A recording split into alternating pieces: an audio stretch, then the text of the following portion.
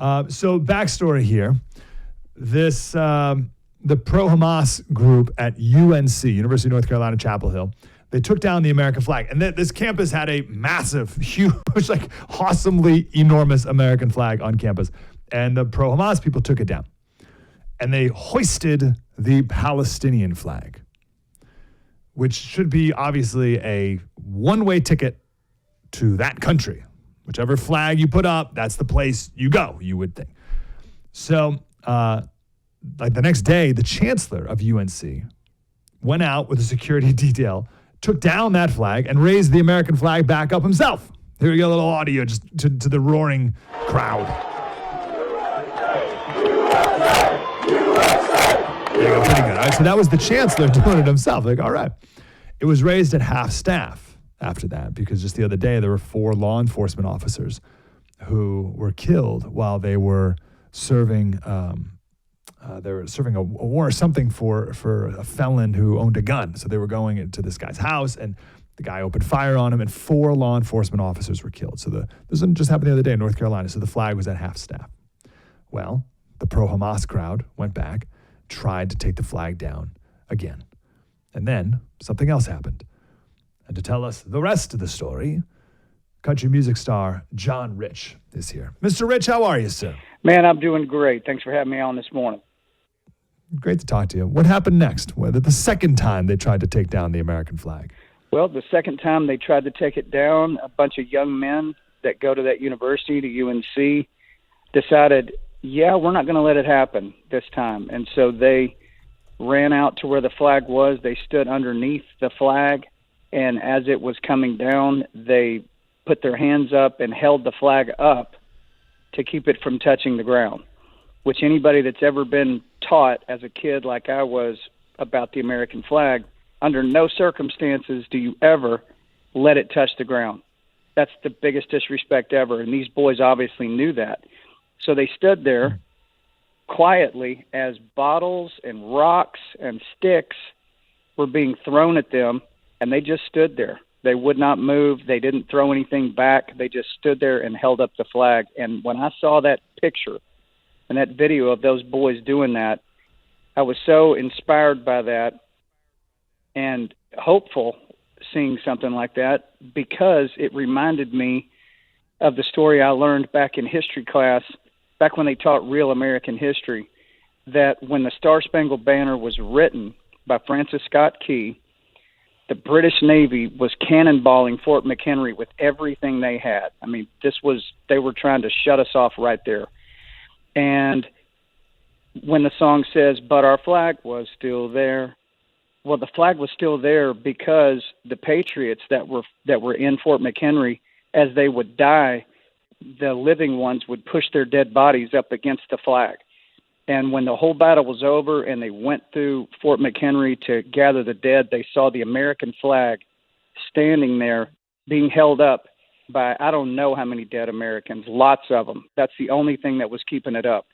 And so when I saw the boys holding it up, obviously it's not as grave as what Fort McHenry was, but it does tap back into that original fire and that original feeling and commitment to your country that the original Americans had.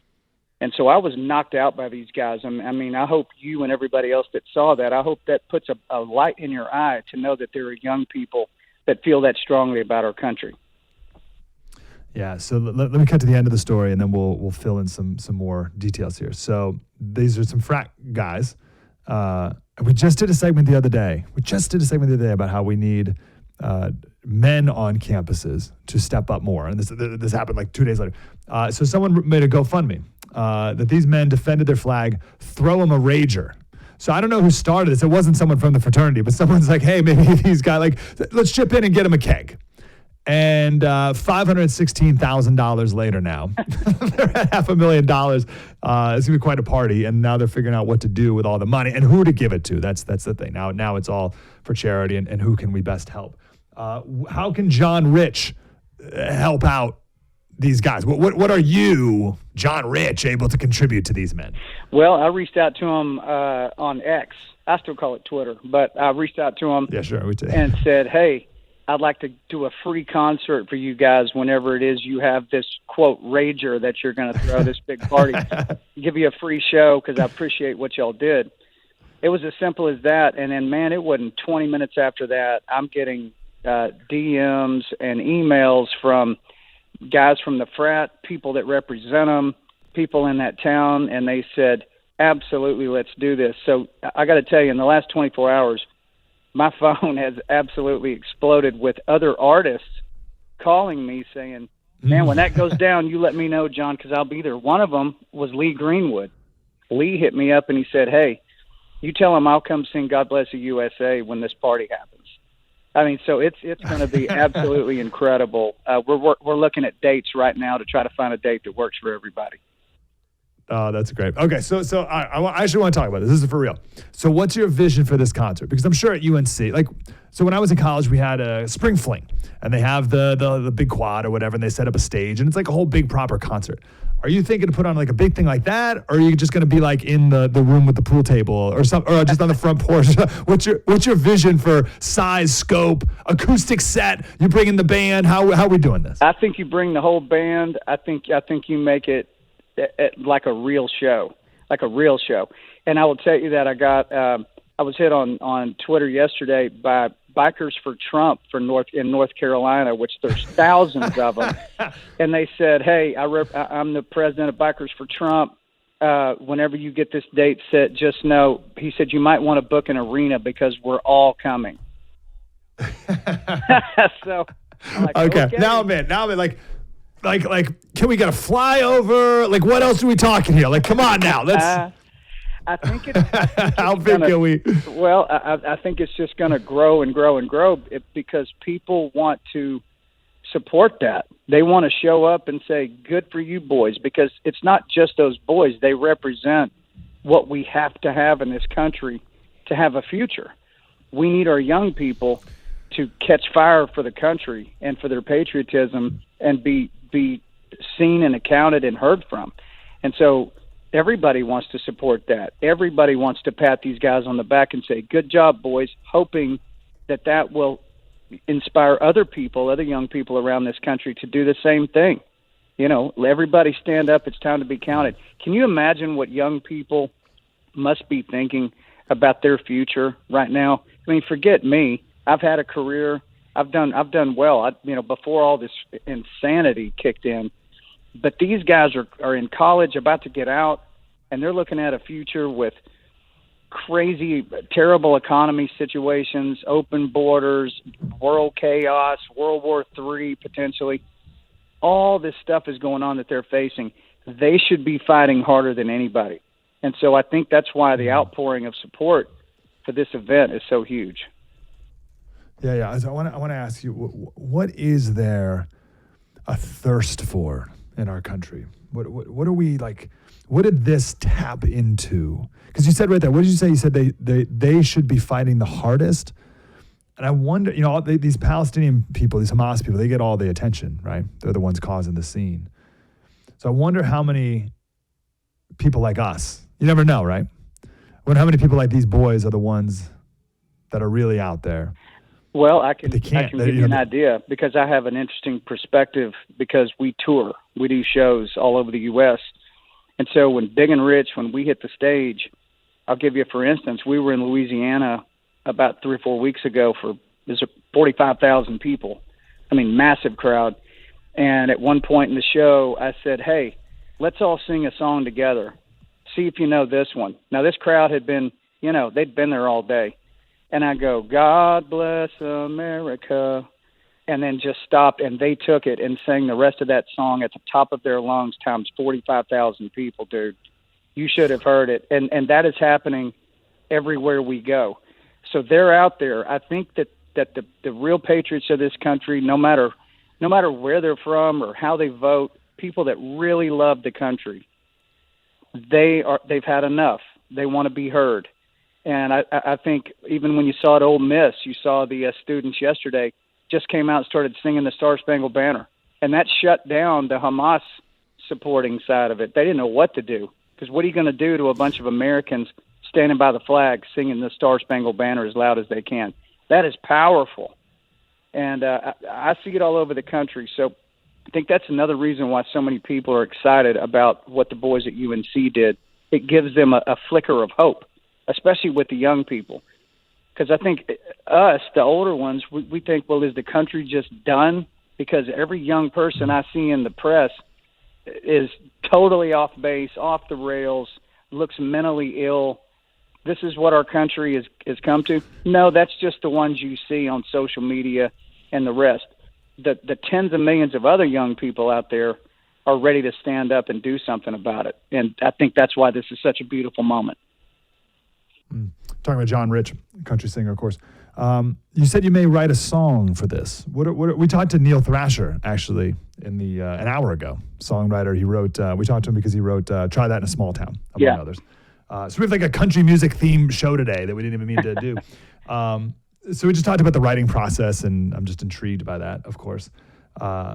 So what are you thinking about this? What do you got? What do you got bouncing around that ahead of yours? Well, I did. I started thinking about it yesterday. Maybe I should call Neil and go, "Hey, you want to get together and write this song about what the boys did?" I think it deserves a song, and again, I think they are just an example of that same feeling that's all over the United States right now. You know, we want to call this event Flagstock, which I think is funny, but it's also spot on. Flagstock. I would like to see Flagstock events break out in universities all across the country. They're about to graduate. They'll come back into school in August. And from August to the election, we know what that's going to be like.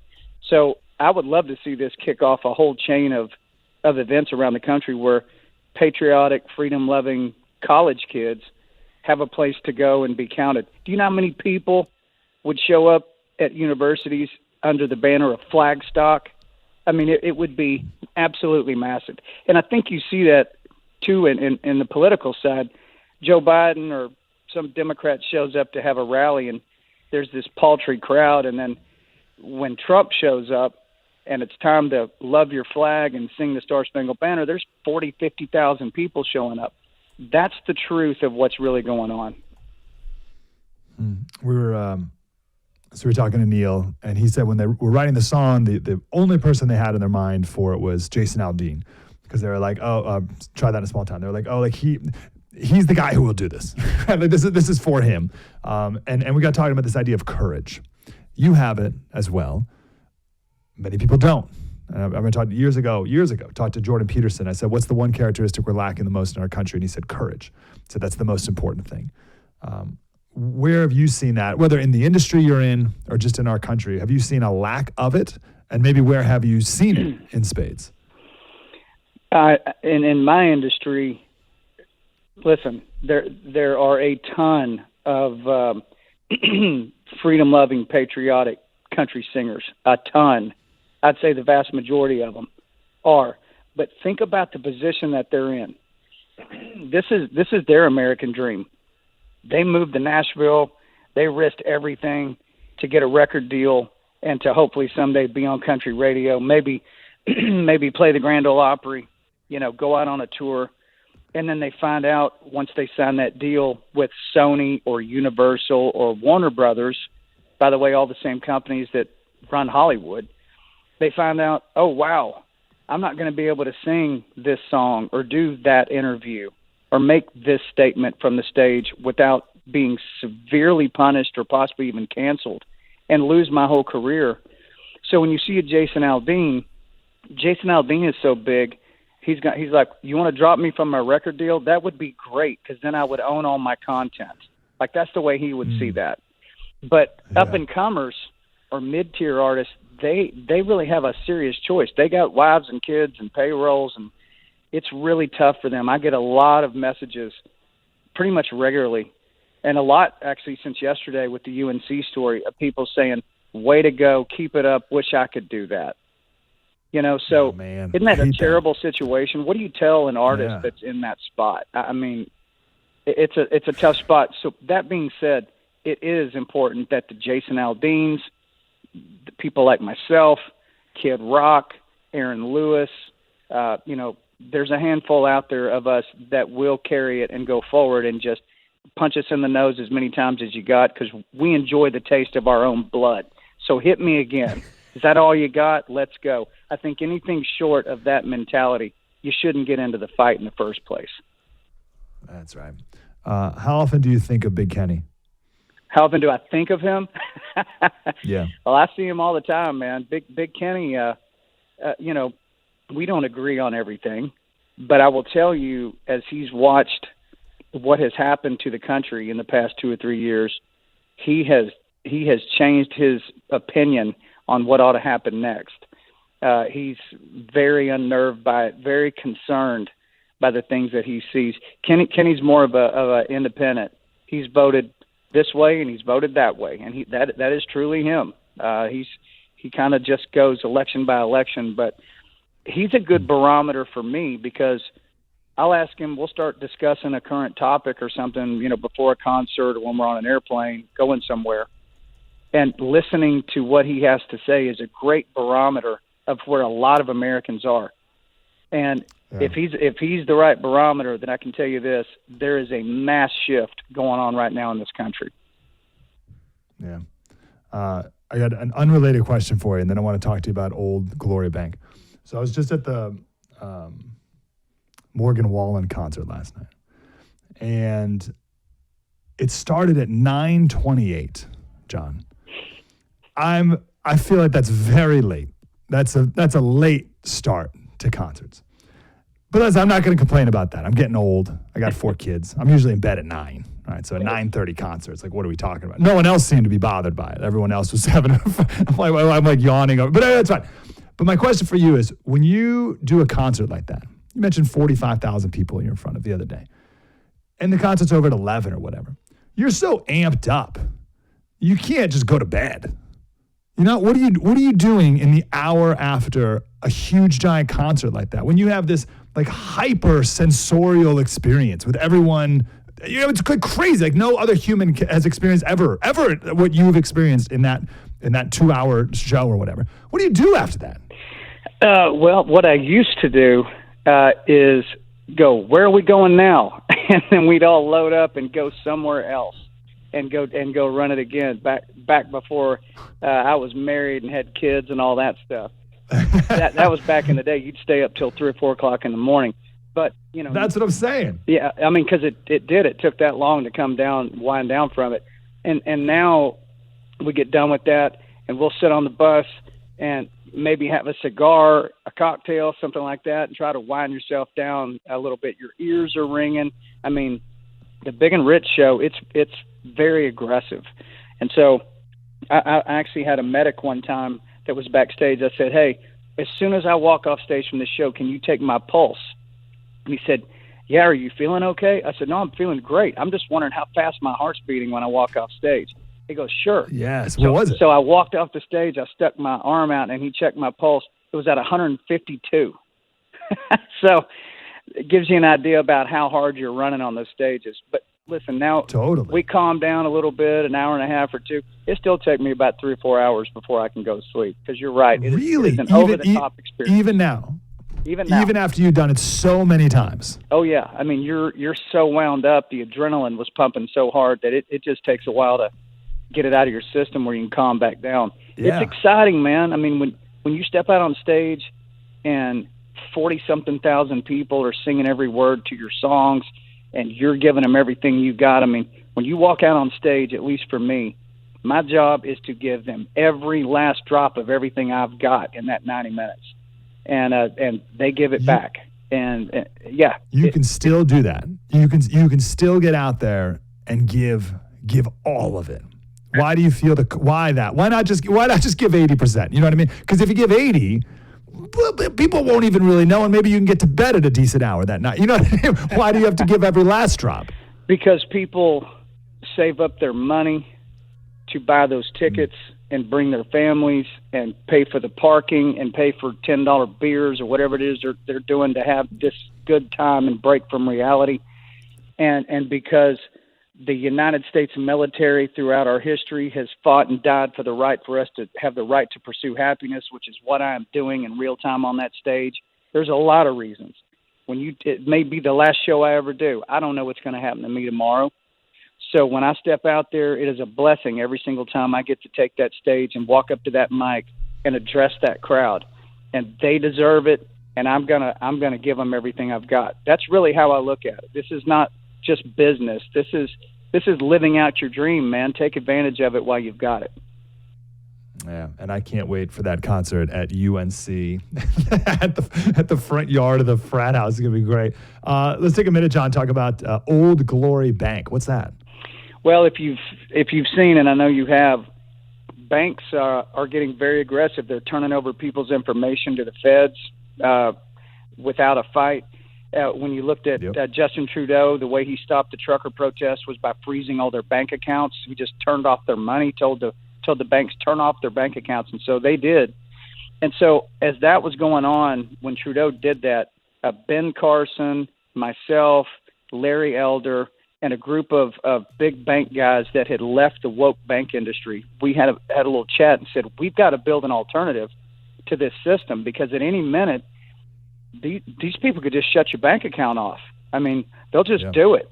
And so we founded Old Glory Bank. It's oldglorybank.com if you want to look at it. And the whole premise of the bank is you will never be penalized for exercising your constitutional rights at Old Glory Bank. We're now getting tens of thousands of accounts that are opening. We're doing mortgages and small business loans now.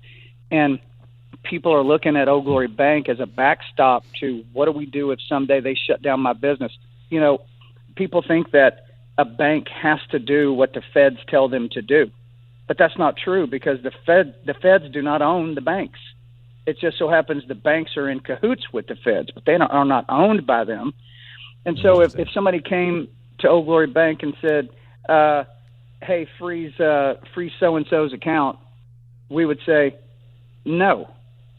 And they would say, well, then we're going to take you to court. And we go, perfect. We'll see you in a courtroom. We can't wait for that day when we get to go in and fight on behalf of an American citizen who did nothing wrong, who's being targeted. So if that interests you, anybody listening out there, go to oldglorybank.com and check it out. You can actually open an account in under 8 minutes. Nice. Oldglorybank.com, and John Rich on the Twitter. And John, I'd love if we could talk again before the big concert coming up. I'll tell you what, when we get a date locked in, I'll come back on and we'll go all the way through it, man. I really appreciate you guys talking about it. And America, keep your chins up. There's a wave happening across this country right now, and I think at the end of the day, we're going to be all right. Amen. John Rich on the Twitter. John, great to talk to you, brother. Appreciate it. Thank you, sir. Bye. Have a great day.